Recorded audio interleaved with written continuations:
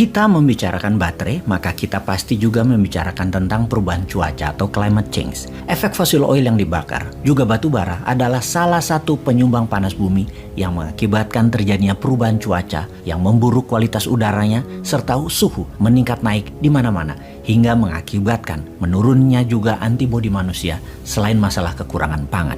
Green energy menjadi solusinya dan semua manusia berlomba-lomba untuk jadi yang terdepan, di mana kita mengubah penggunaan batu bara dengan energi berbasis air atau hydropower, merubah fosil oil dengan tenaga matahari, mobil bertenaga bensin dan solar diesel menjadi kendaraan bertenaga baterai.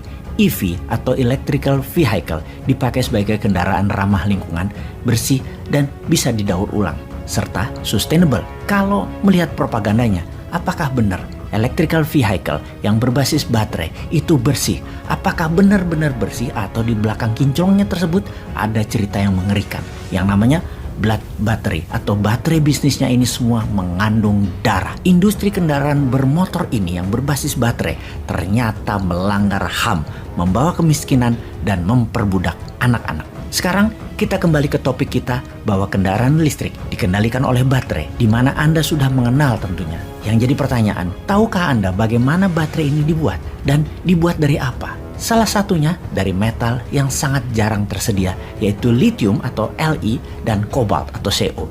Kobalt memberikan kestabilan di baterai tersebut.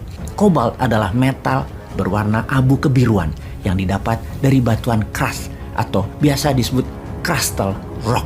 Kobalt punya banyak manfaat, seperti untuk mesin turbin pesawat jet, peralatan tambang, pigmen pewarna kosmetik, juga baterai smartphone yang umumnya adalah lithium iron baterai alias kobalt 50% yang saat ini diproduksi oleh baterai kendaraan atau electronic vehicle, di mana dalam satu baterai kendaraan ini menggunakan 4-30 kg kobalt. Metal ini terdapat di beberapa wilayah bumi seperti di Australia, Kanada, Tiongkok, Afrika Selatan, Indonesia, tetapi 75% dari kobalt dihasilkan oleh satu negara, yaitu DR Kongo atau Democratic Republic of Congo. DR Kongo masih penuh dengan kemiskinan, penuh korupsi dan konflik.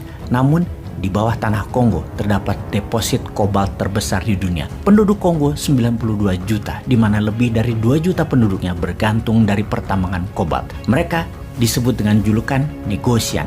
Ada dua kelompok besar di Kongo penghasil kobalt ini. Ada perusahaan industri skala besar, ada penambang liar atau artisanal. Skala usahanya kecil namun terbanyak hasilnya. Penambang liar ini tidak ada protokol kesehatan kerja, sangat brutal, saling rebutan wilayah antara sesama penambang. Tidak ada perlindungan hukum di sini. Penambang liar ini ada lebih dari 100.000 anak di bawah umur yang bekerja, bahkan ada yang berusia 6 tahun usianya. Anak-anak kecil ini bermain-main dengan kematian setiap hari. Mereka masuk ke dalam sumur yang sempit dan dalam, di mana tidak ada orang dewasa bisa masuk ke dalamnya. Dan itu seperti masuk ke dalam tungku yang panas. Dan mereka rata-rata hanya ada waktu 20 menit. Oksigennya, anak-anak itu harus menggali sumur tersebut dengan keadaan sangat tidak manusiawi. Bahkan tidak ada peralatan penggali. Kebanyakan menggunakan tangan kosong. Mereka tidak pakai masker, tidak pakai alat, tidak pakai sarung tangan, sempit, panas, dan kurang oksigen. Berapa uang yang mereka dapat? Tidak lebih $1 per harinya, Rp15.000, tidak lebih seharinya. Padahal transaksi kobalt per tahunnya bernilai lebih dari $12 billion. Dan di tahun 2027 nanti diperkirakan naik 50% kebutuhannya dari sekarang. Yang pastinya uang tersebut tidak pernah terdistribusi ke anak-anak buruh di bawah umur tersebut yang menemukan dan memilah metal tersebut. Padahal anak-anak tersebut bertaruh nyawa. Per tahunnya lebih dari 2.000 anak meninggal terjebak di dalam sumur, baik kekurangan oksigen ataupun tertimpa runtuhan dinding sumur. Belum lagi korban kanker paru-paru, infeksi kulit, dan kecelakaan yang menyebabkan cacat tubuh ribuan setiap tahunnya.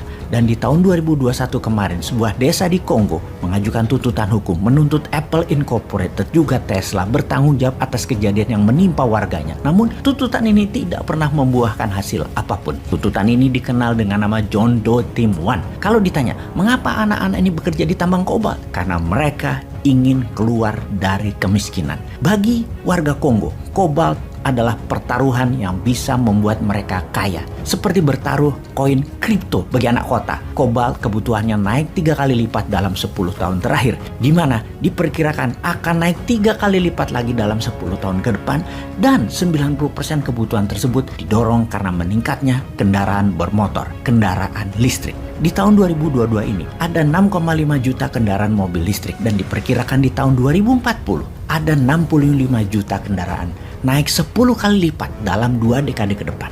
Dalam waktu tersebut, kobalt dibutuhkan naik 585% dari ketersediaannya saat ini. Banyak keluarga di Kongo, para preman warlord dan pejabat korup di Kongo untuk keluar dari kemiskinan. Sungguh, mengirimkan anak kecil mereka ke tambang bukanlah kebutuhan lagi, tapi keharusan.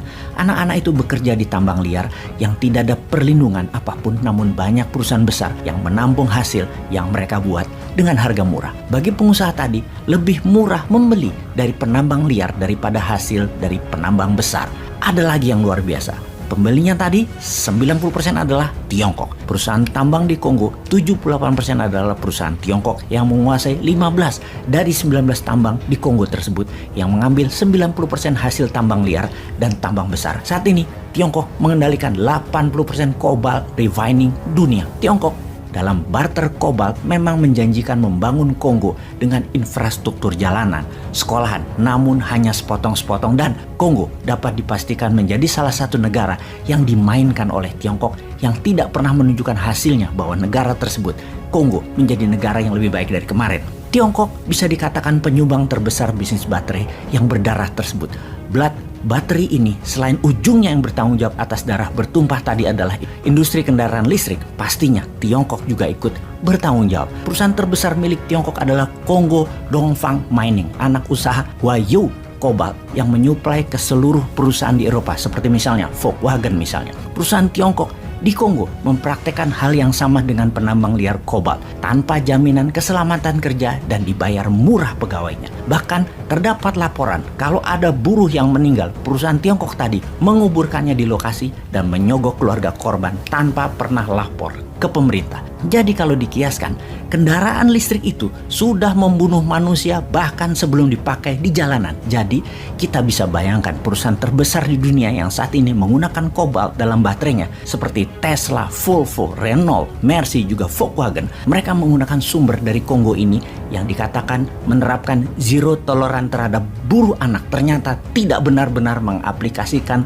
toleransinya tersebut ke buruh anak di tambang kobalt di Kongo. Saat ini Tesla, di mana kedepannya berjanji akan menggunakan baterai berbasis LFP, lithium iron phosphate, yang zero kobalt seperti di Tesla Model 3 tipe standar range. Namun Tesla masih tetap membeli kobalt dari Glencore, perusahaan trader metal Switzerland yang merupakan pembeli terbesar dari tambang Tiongkok di Kongo. Tesla beli 6.000 ton kobalt per tahunnya. Jadi kita mulai paham, yang katanya baterai ini green energy ternyata dirty energy, sangat kotor permainannya. Katanya mau membuat climate change lebih baik, tetapi mengapa mengorbankan ribuan anak manusia? Sungguh, baterai selama ini masih pakai kobalt. Dunia masih lama tujuannya untuk membuat dunia lebih bersih. Jadi semoga paham bahwa kobalt itu sesungguhnya sangat jahat dan kedepannya pasti berada di ujung tanduk. Begitu juga nikelnya Indonesia kalau dibuat baterai di ujung tanduk.